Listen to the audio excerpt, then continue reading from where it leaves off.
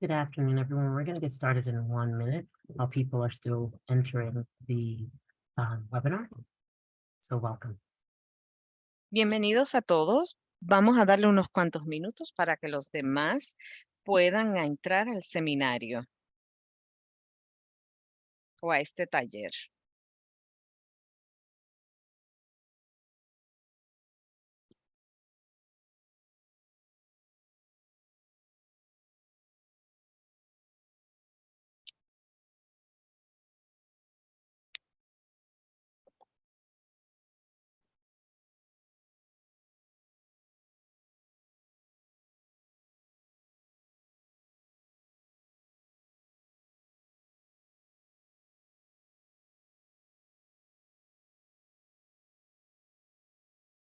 Okay, welcome to Front Page News for the 2023 to 2024 school year. Include NYC's fall series. My name is Zavita Bullen. I'm a school-age family educator, and our hosts today, Lori Podvesker and Paullette Healy, will be leading today's discussion, which will be followed by a Q&A. Please note we are recording today's session. A little about Include. So for 4 decades, we have been helping young people with disabilities, their families, and professionals. We offer workshops, a helpline, parent support groups, and resources that can be found on our website, www.INCLUDEnyc. We will offer free one-on-one telephone assistance for those with individual questions. To speak with one of our educators, please call INCLUDEnyc's helpline at 212-677-4660. If it's Spanish, it is 212-677-4668 to fill out the help. And you can also fill out the helpline request online. A few housekeeping tips. Whether you are an Include veteran or you're joining us for the first time, we're glad to have you here and hope you'll participate. When you enter this room, your sound and video will be off. You can share your thoughts about a specific topic or technical issue in the chat box. If you have a question for today's presenters, please use the Q&A box at the bottom of your Zoom screen. The educator and moderator will be happy to respond to you. It's important to note we will be doing translated captions for the session. And closed caption is available in multiple languages for this session. To access closed caption, please click on the Show Captions, the CC button on your Zoom webinar controls. Then in the Translate To section, click on the language you would like the captions to be translated to. At this moment, I will now like to introduce our facilitators, and I'm also going to put the directions for Spanish translations into the chat. Saludos buenas a todos. Muchísimas gracias por estar aquí con nosotros. Tenemos a Lori y a Paullette que van a ser nuestras moderadoras en el día de hoy y ellos van a hablar de lo que es la página inicial del 2023-2024 para este año en particular. Entonces, es importante que ustedes sepan que ustedes tienen opciones para hacer preguntas, pueden agregarlo en el chat, en el área de QIA de preguntas y respuestas. Además de esto, vamos a tener subtitulados que ustedes en la parte de abajo de su pantalla de Zoom van a ver las letras de CC para subtitulado. Además de eso, cuando yo termine, ustedes van a ver el icono del globo en la cual ustedes van a poder tener acceso a la interpretación en español. Ahí ustedes eligen el idioma, si quieren poner en silencio el idioma original o simplemente en español o en inglés. Muchas gracias. Antes que nada, ustedes saben que INCLUDEnyc tiene muchísimas formas de ustedes contactarle en dado caso que tienen información privada, pueden accesar y llenar un formulario en el internet en la cual ustedes piden alguna información en particular. Ellos tienen más de 40 años sirviéndole a la comunidad del estado de New York. Muchísimas gracias.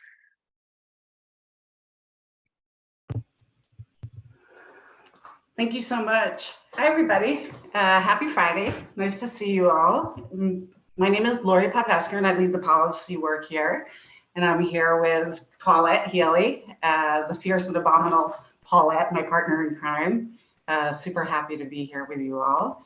Today, we're going to talk about the latest news regarding public education here in the city and related information. And we will try to center students with disabilities as best as possible. The information we're going to talk about today is what we know as of today, and things can change very easily, as we all know. But before we get started, just want to remind everyone that you can call us at Include, text, or fill out an online form to get free individual help from one of our family educators if you have questions or concerns about your child's development or education. And to start that process of connecting you with one of them, we encourage you to contact our helpline. It's open Monday through Thursday, 9 a.m. through 3 p.m. It is free. And we will ask you a few questions at first to figure out which advocate of ours is most knowledgeable about the areas you're reaching out to us about, and then coordinate a call between you and them. We have full-time English and Spanish speaking staff, as well as having the ability to assist families in over 200 other languages. You will see that information in the chat now. For today, we will talk for approximately 40 minutes or so. And if you have questions or comments, feel free to drop them in the chat and we will try to address them. If we can do it while we are speaking, we will. And if not, we will also try to leave some time at the end to answer questions. We are gonna start off with Paullette talking about the potential bus strike. Thank you, Lori. And for those who may not know me, I am a special education advocate and a member of the District 75 community. And, you know, when we're talking about disruption in bus service, our families know it all too well. So for those of my D75 families out there that are in this audience right now, I see you and I feel you.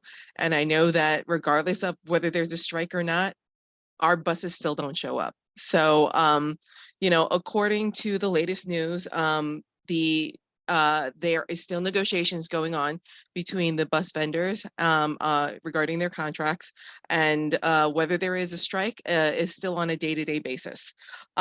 We are aware that everyone, you know, at the table are negotiating feverishly to find resolution, but regardless, you know, our families are already experiencing bus issues with the start of school. And advocates like myself and Parents to Improve School Transportation and INCLUDEnyc have supported families for years with issues such as, you know, long travel times, buses not showing up, late buses, and the result being that our children end up missing you know, integral supports and interventions, and they're losing their academic time. So, I mean, that's the reality of what it is that, you know, the lived experience of the parents, you know, that we have going on now. But I want to reiterate and amplify the contingency plan that the DOE has put into place. So in the event that there is a bus strike, there are emergency Metro cards that have been dispatched to all of the schools. Please contact your parent coordinator to find out more information about that. Reimbursement. Any parent who needs to put out money for car service or ambulatory services in order to transport their children back and forth to school due to the bus disruption, you are eligible for reimbursement. The DOE is in the process of streamlining the process because as of right now, parents are tasked to submit their reimbursements on a daily basis, and we know how disruptive and frustrating that can be. Rideshare. There's a lot of talk about rideshare. Rideshare was a contract that was approved by the DOE in order to help facilitate parents who are either waiting for their child to be routed for pupil transportation, or were finding disruptions due to staffing issues, whether it was a bus para, a bus driver, a transportation para. Shortages in those particular staffing pools have always plagued our families, unfortunately. Rideshare was a solution in conjunction with app-based car services such as Uber and Lyft to help get parents back and forth. However, there are very specific guidelines that are in terms of like who can utilize rideshare. So I believe we're putting in a link to the DOE site where you can find information about that.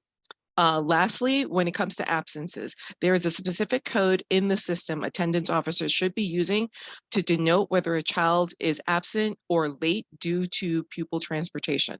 They should be utilizing those codes in order not to have their attendance or latenesses used against them, because unfortunately these things happen, and we definitely don't want to put a child in danger for academic, intervention or punitive measures just because their attendance and latenesses weren't coded correctly. So all of that information is available on the DOE site.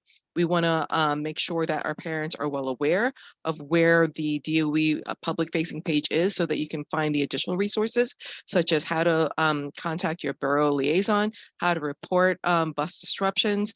I will advise, as a personal District 75 parent, I find that calling 311 to report when my bus hasn't shown up has been a lot more effective than calling OPT directly.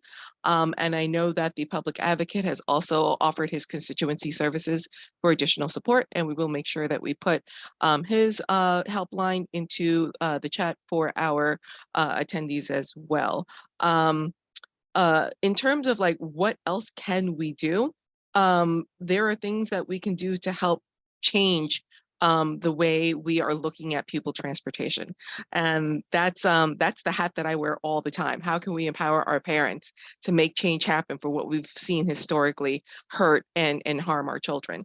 Well, organizations such as PIST, or Parents to Improve Student Transportation, has a campaign executed called the School Bus Bill of Rights in order to change the city charter on what is legally mandated for our children and what is actually humanly appropriate for our children. Unfortunately, our city charter, which is our New York City Constitution, when it comes to pupil transportation, has not been updated since 1974.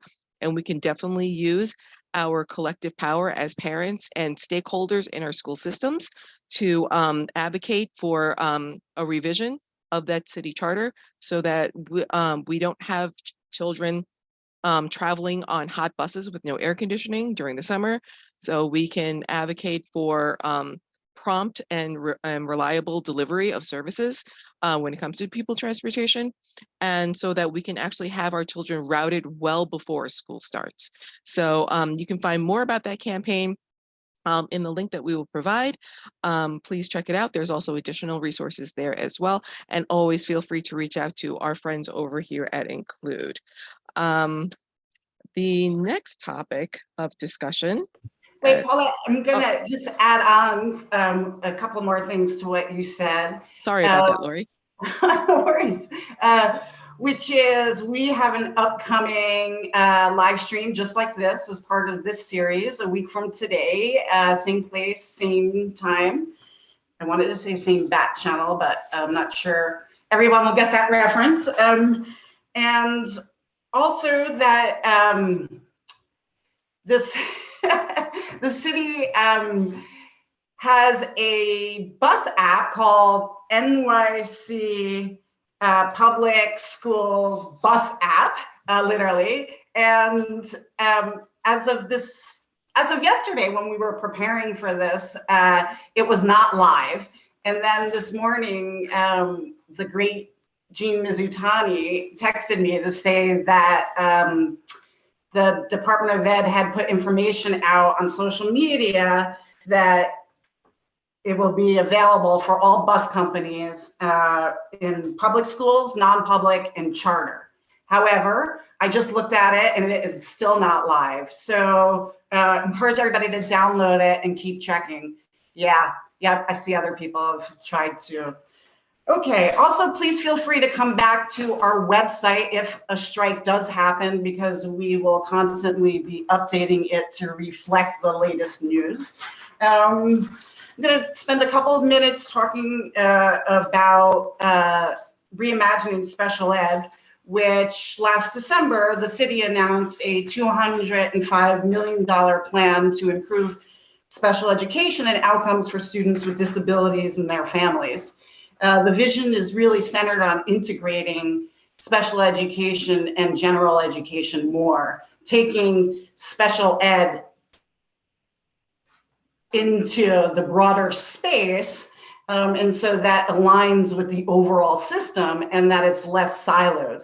As a result, hopefully, more of our students with IEPs will be educated alongside their non-disabled peers. And just a data point, the most recent data from the city, we know that over 50,000 students spend the majority of their school days in segregated settings. That's obviously not okay. Back to the council. Part of the goals of the council, I'm sorry, not the council. So part of the initiative is a special education advisory council. And some of the goals of that council are to identify existing gaps in instruction and programming. So locating where additional programs need to be, specialized programs, for the council to share recommendations regarding where the city is investing money and services for students with disabilities. We know there are a lot of high need areas, Central Brooklyn, South Bronx, and out in Queens. The council itself will share recommendations with the group that the city is partnering with, which is the Center for Public Research and Leadership out of Columbia University's Law School. And the goals of the council have been to support the design of the long-term plan for the city, and also to build awareness of what programs exist, because we all know that a lot of families do not know about them. And these are programs such as Nest and Horizon, which educate kids on the autism spectrum, and other specialized programs like AIM, the SEED program, which is a sensory-based program. There is a newish program in community school districts 1 through 32 called the PATH program, which is modeled after the ASD Nest program. And the goal of it is to serve students with emotional disabilities or who struggle with regulating their emotions. With general education students, the majority of these kids are academically on grade level, but need behavioral supports. And for far too long, we know that the majority of these students are of color and have been in very segregated settings like District 75. So kudos to the city for addressing that. There is around 6 or 7 programs now, and hopefully that will continue to expand. The city also started an internship program for students with disabilities on Saturdays, and that's in the SEED program or at the parent academies that occur. We also have amazing parents who have been on the ground for years pushing on reform for kids with dyslexia, and opened up a school, which is a standalone school, and is called the South Bronx Literacy Academy. They are starting off, I believe, with students in 2nd and 3rd grade, and those students need to have an ICT programming recommendation on their IEPs. If anybody has questions about that, please reach out to us and we will connect you with the school. And also for the initiative, the city, thank goodness, is dedicating time and resources to creating an inclusive language campaign. And it's going to focus on the language that we use to describe students with disabilities. And, I'm going to note how wonderful it is for us at INCLUDEnyc and others within the special ed advocacy community to hear the Department of Ed say they will no longer use the term special needs. Now, we all know that language evolves constantly, but you know, the power of language and the impact that it has, as is with the term special needs, it puts the focus on the needs. That's right, Heather Daly, thank you, preach. That, you know, the needs of students with disabilities are not special. It's how the needs are met that are individualized. But when we say special, we feel that it just perpetuates that students with disabilities continue to be unjustly educated in segregated settings. So I say this because I hope that part of what people take away from this is that we each have the ability to model for others, and we're all for it. I'm gonna flip it back to Paullette, who's gonna talk about what changes are happening in District 75 that reflect the city's efforts in integrating our kids and programs and administration more into the broader DOE.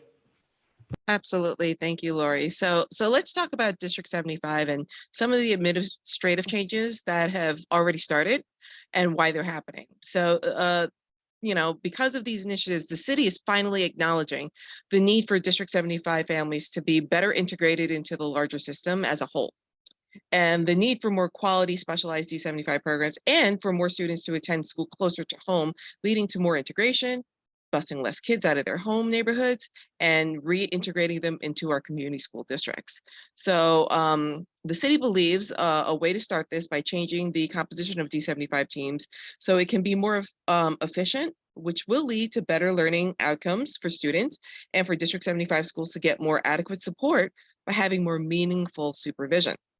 So we all know and can mostly likely agree that it's taken the system way too long to get here. And since its inception decades ago, the majority of District 75 students and schools have greatly suffered as a result of how District 75 historically has been administratively been organized and siloed and therefore segregated. So here's what we know so far. The superintendent of District 75 and the majority of the district leadership team will move supervision from the central vertical of the Division of Teaching and Learning to the Division of School Leadership. So what does that mean? It means that there's going to be a direct oversight in terms of how the superintendent engages his schools, his principals, and his families. This is done not only as an accountability aspect, but also for support. You know, we have to acknowledge that, you know, in a traditional community school district, the superintendent may have 42 schools at most under his particular oversight.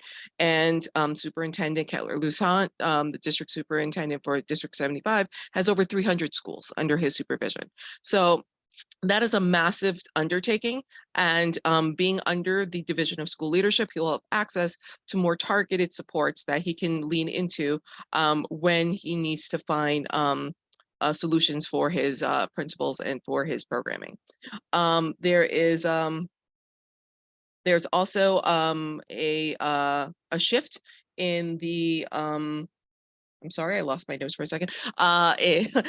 In terms of placement, the biggest caveat that parents like myself in District 75 have always railed against is the fact that we're not given a choice in terms of where our children attend school. They are placed instead of enrolled. And the method of enrollment for a traditional student, whether it's going into kindergarten, into middle school or high school, is done through an application process. We are not given that opportunity. We're not even given access to the same platforms in order to even see where our programming is. So the shift from taking placement out from the District 75 superintendent's office into the central office under the umbrella of enrollment is hopefully our first step towards really giving our parents a choice in where it is that our children receive their tutelage from. We are hoping that as this progresses and we kind of like go through the ups and downs and the hiccups and fix the bugs that can happen when this kind of transition happens, that within you know, very, very soon. I don't want to say the next couple of years because I want to manage our expectation, that the new crop of District 75 families will have a better opportunity and better access to where it is that their children get to attend school. Some of the other centralized instruction and supports from District 75 that have been moved over to the central office are, the impartial hearing office. There is the safety team has been moved to the centralized office as well. What is remaining under the Division of Teaching and Learning is our autism teams will stay under the special education office's umbrella. Part of the rationale for combining the two central teams was to provide autism support to schools themselves in order to improve schools' ability to move students from a continuum and for more students to have opportunities to less restrictive settings that may be more appropriate for them from our District 1 to 32 schools. It also creates a natural mechanism for best practices for students on the autism spectrum to be shared across the district, and it'll lead us to a more seamless merging of the teams. The other D75 teams that are being moved out from D75 supervision in order to align would be speech, to align with District 75 PT and OT. The travel training program will also be moving. Hearing and vision. District 75 arts will move to arts under the Division of Teaching and Learning, as well as the possibility of the Office of Sign Language Interpretation, moving from D75 to possibly moving to language access within FACE. That's still to be determined, but those are the proposals that we are allowed to share out at this particular juncture. Now, I just want to kind of like caveat all of this to say like what it means to our families. I mean, this is a huge step forward in terms of really breaking down that wall that has kept D75 a system within a system. And, you know, in doing so, how is that going to look for our families? Well, what it's going to look like is we will have better access to where our programs are actually located. It'll provide us more opportunities to bus our children less and therefore not rely on pupil transportation as much as we have.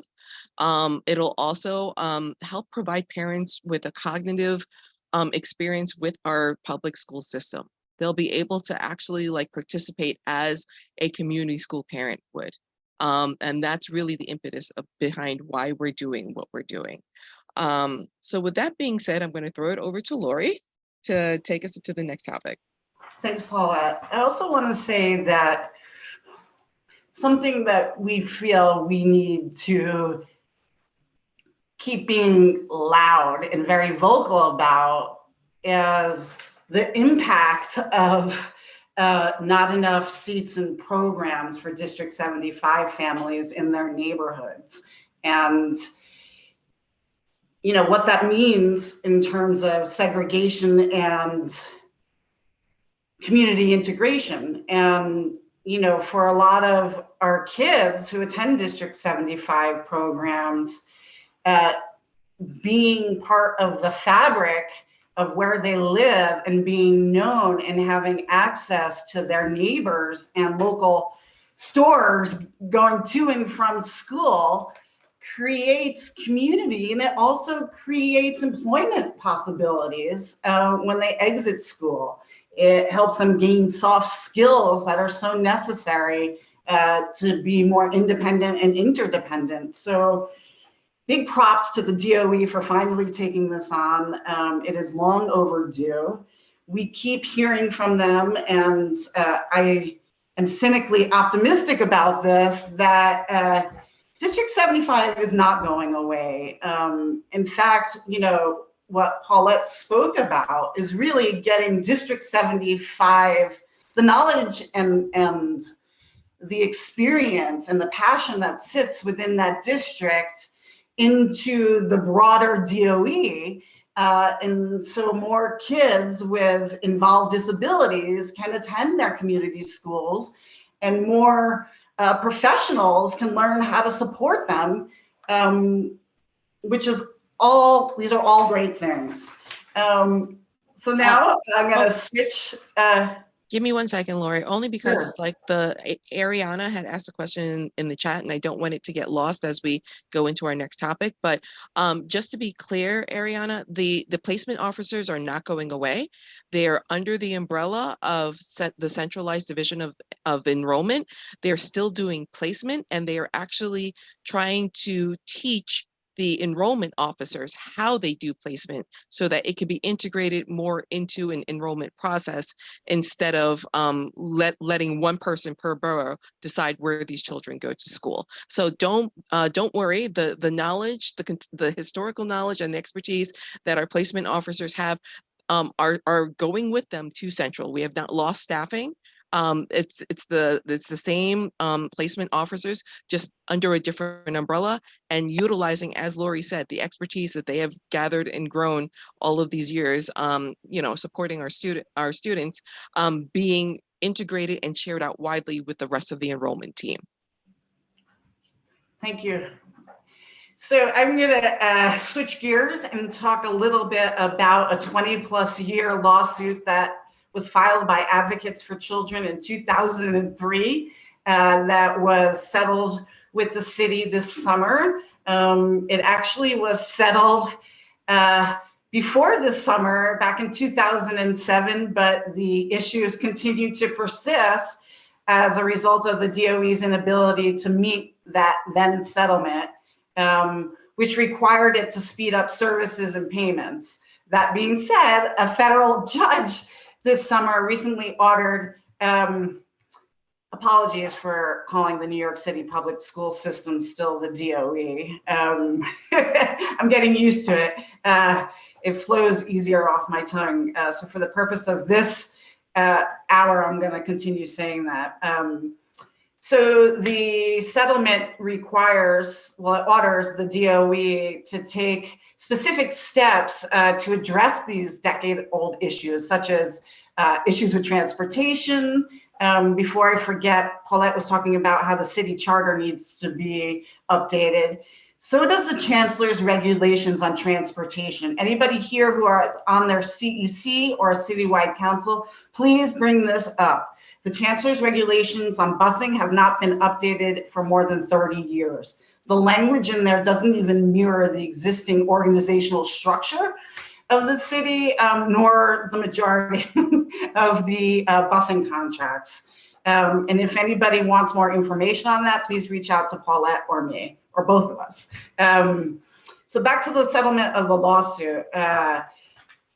So the 40 obligations that are outlined in the settlement are going to be overseen by a monitor, which is amazing.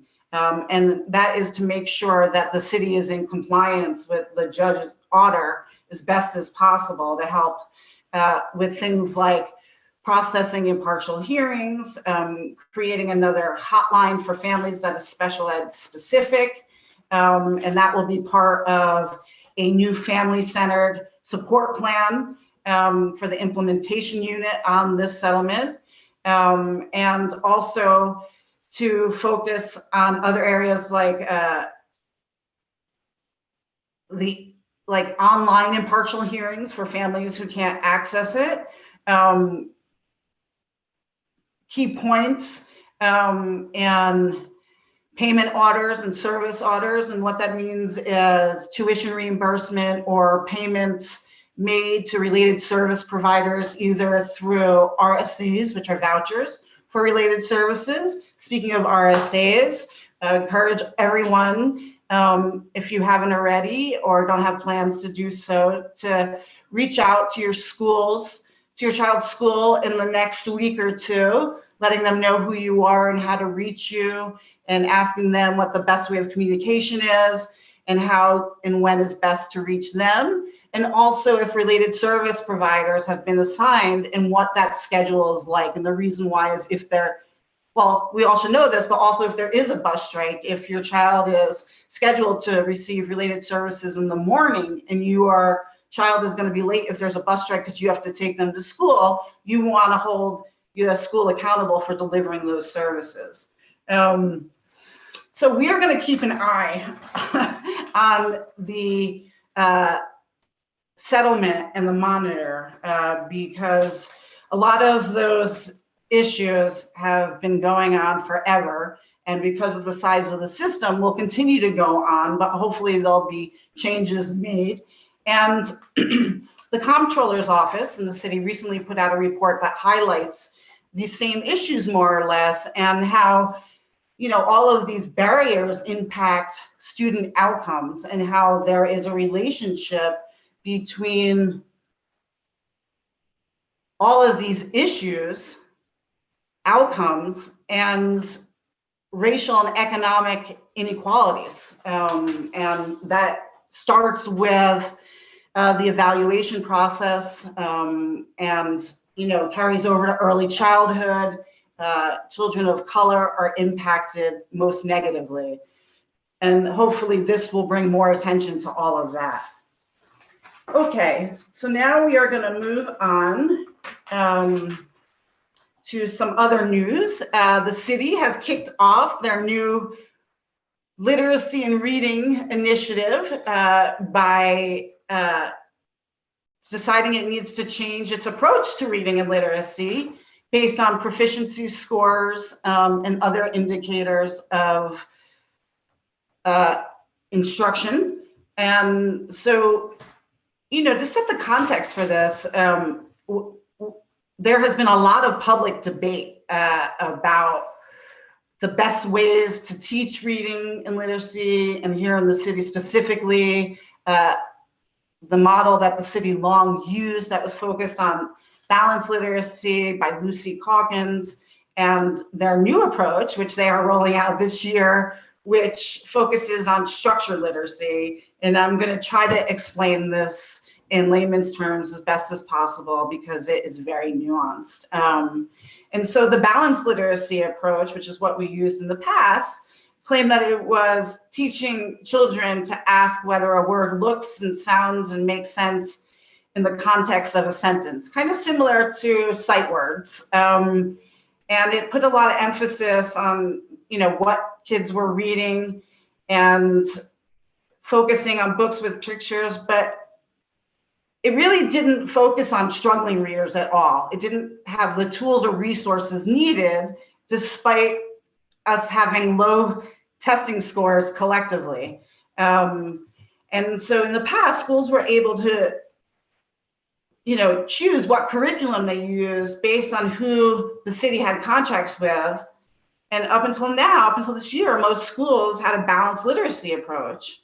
And so because of what I just said, they're changing it to a unified curriculum in which has structured literacy as the core. And structured literacy is rooted in supporting a child as they gain the ability to decode text through explicit and systematic instruction. So it's broken down finer, way finer than the other method. It also gives, you know, kids more of a skill set that they need to comprehend what they're reading, not just decode. And so the city is rolling out this new initiative this year, and it applies to all elementary schools. And in the first phase, which is this year, there are 15 out of the 32 school districts that are participating. And what it means is that the city has designated 3 curriculums for elementary schools to use.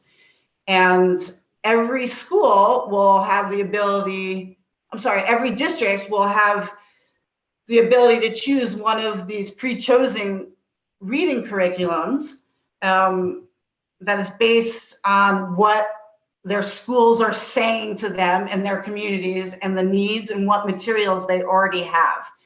And so the 3 curriculums that the city is now using is EL education, which has a strong alignment to phonemic awareness. The other one is wit and wisdom, and that has reading materials that are designed to support students in a way that meets them where they are. In the past, how many times did we know what reading levels kids were on, but we couldn't find age-appropriate reading topics at their level. And it created a huge barrier, and it just kept widening the gap and furthering the delay, because there was no reinforcement of the skills that kids were learning at school or to independently build. So this is a very good change.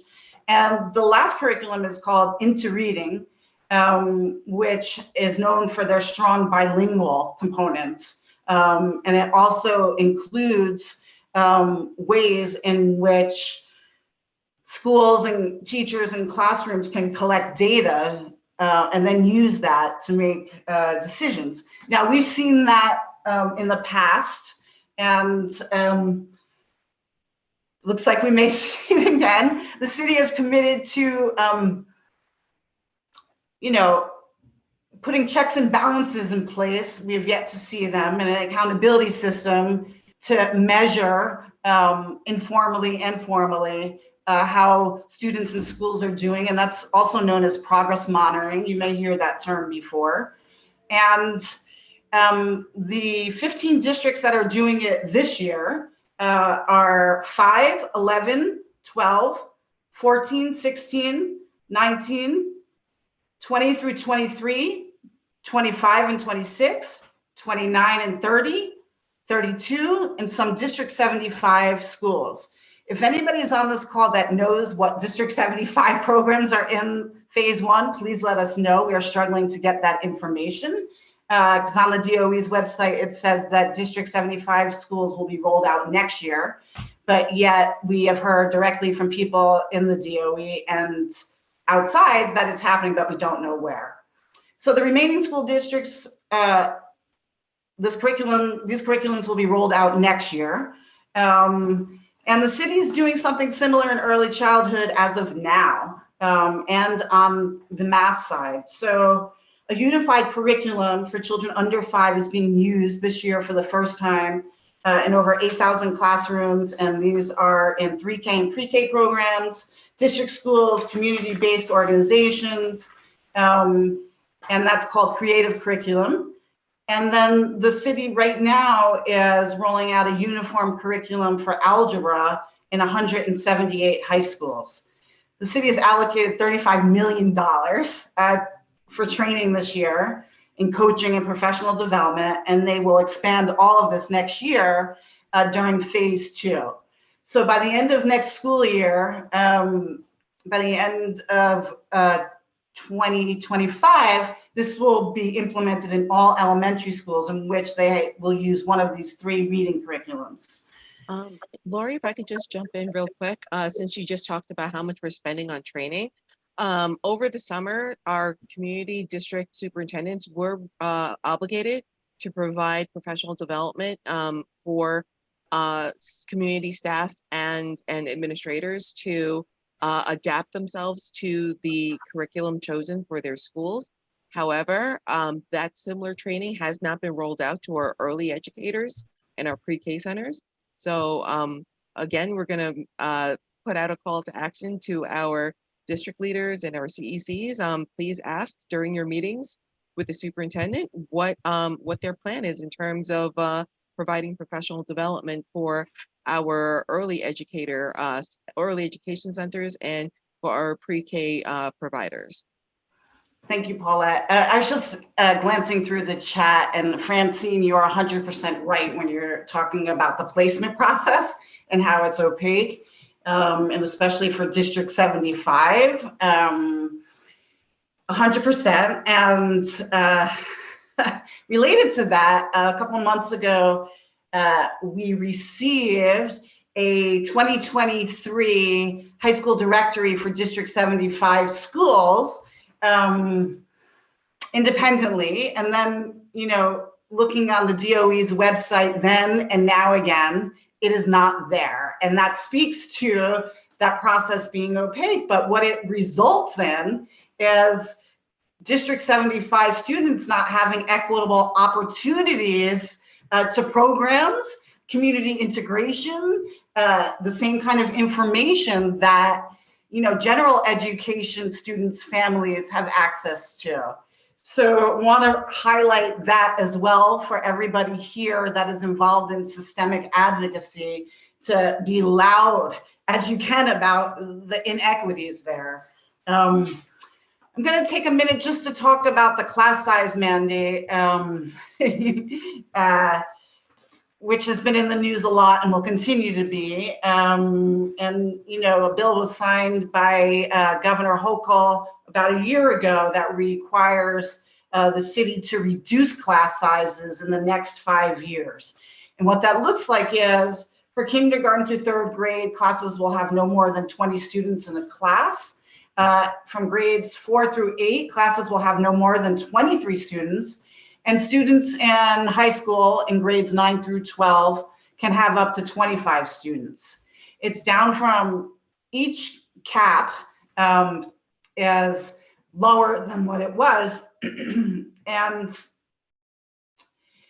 there's a working group that is part of this plan that was mandated that will make recommendations that consist of school principals, administrators from Central, advocates, parents, members from the teachers union and the administrators union, the CSA, as well as lawyers, members from community education councils and citywide councils, and the panel for educational policy. And, while smaller classes are generally a good thing, reducing class sizes is very expensive. The city estimates it'll cost between $1 to $2 billion to make it happen. And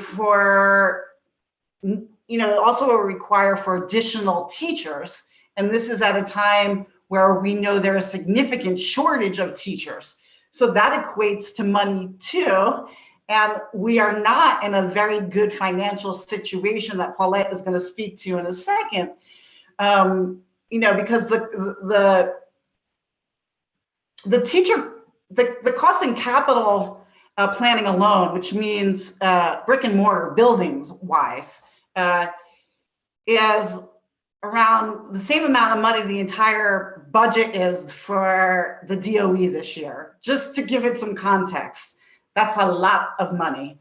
But one of the things that is coming out as a result of this, and in full disclosure, I'm a member of the working group, is that what may end up happening is that the resources to make this happen, they may be inequitably distributed and go, this is bananas, as I'm saying it, is that the resources, the way it is set up, could possibly go to, high income communities, which will impact our kids even more. So another call to action to people to please, learn more about what this is and how you can get involved.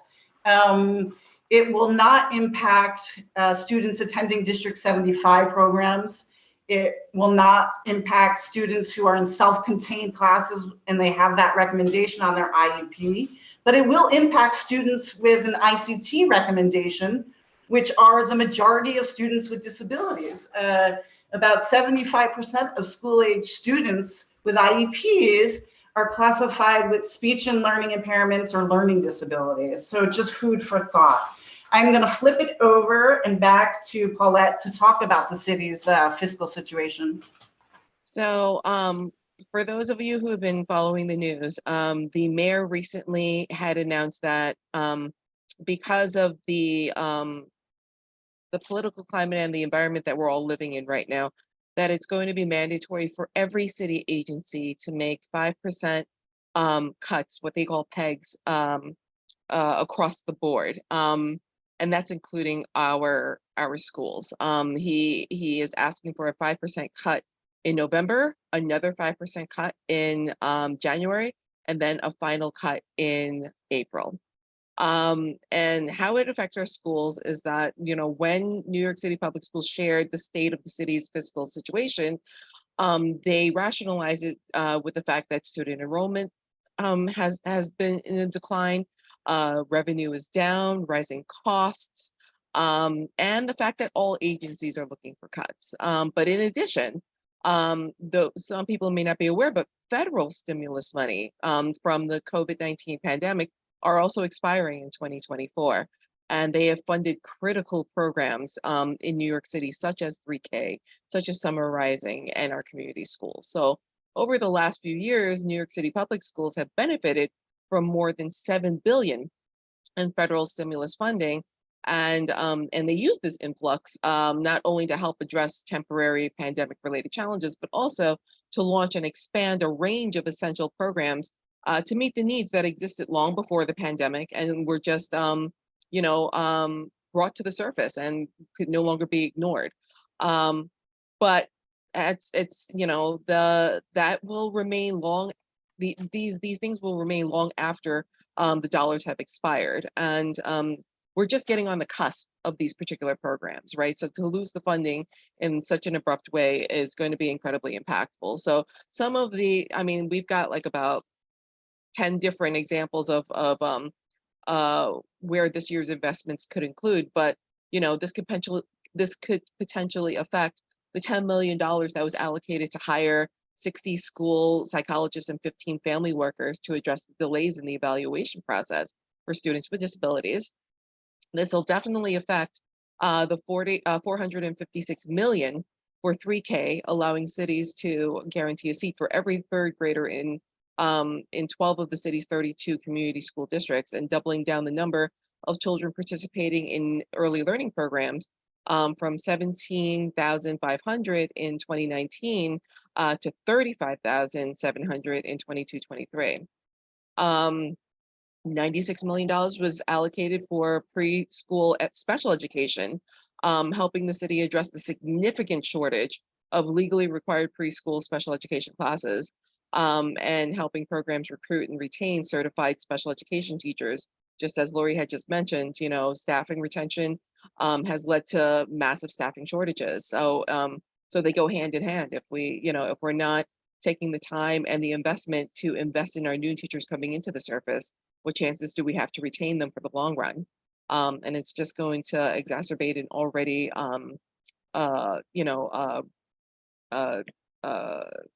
disenfranchised teaching pool. Summer Rising, $80 million was actually allocated for Summer Rising in order to provide 110,000 students with access to full-day summer programming for free. And that is potentially going away as well.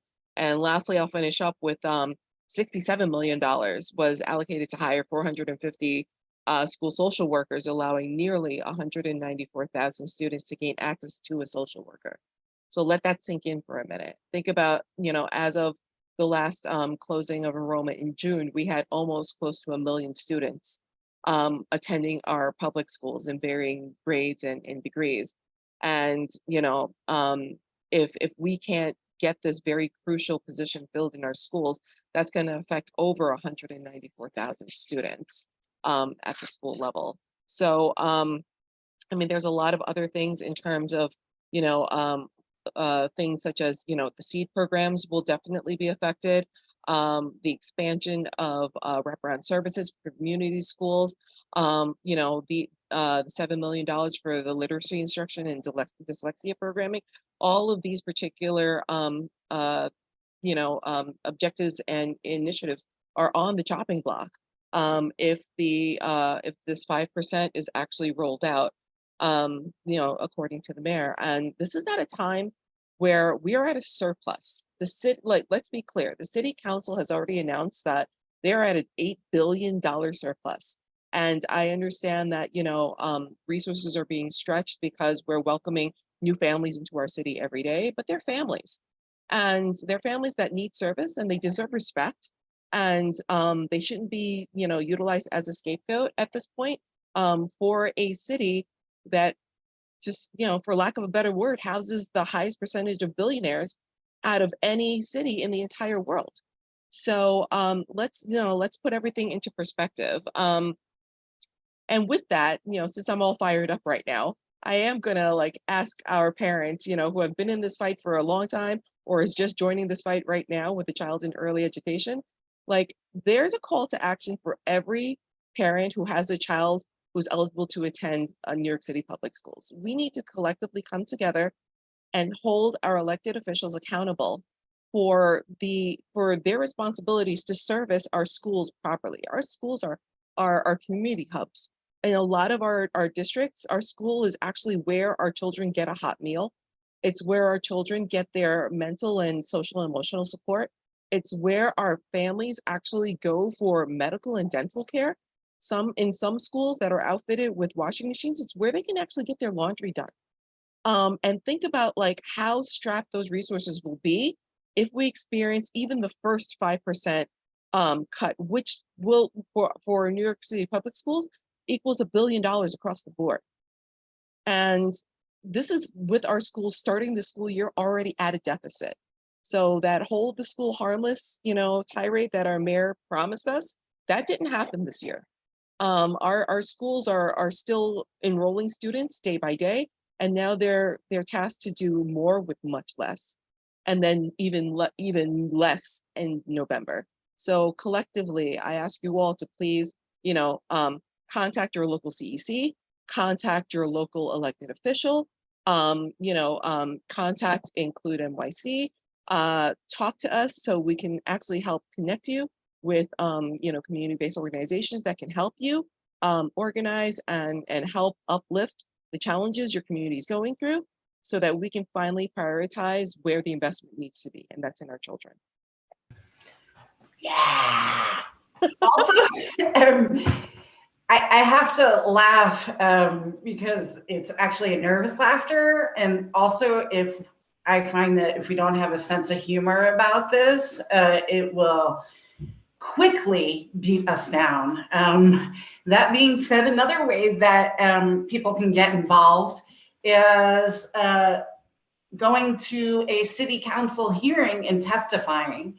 It is a place where the right people will hear you. And, often it doesn't mean that what we say is integrated into policy changes, but there is value in parents coming and contextualizing the impact of the city's policies and practices on us and our children. And, the electeds and, the government officials need to hear our stories and us humanizing what it looks like in real life and addressing the disconnects between theory and practice with reality.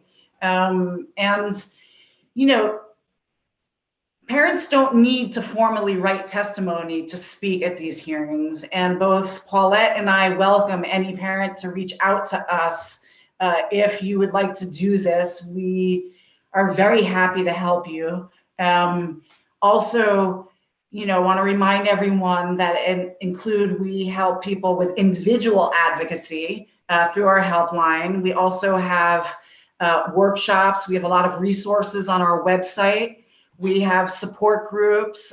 We have one in English every other Tuesday at 6 o'clock online. We have a support group in Spanish that we call Coffee Chat.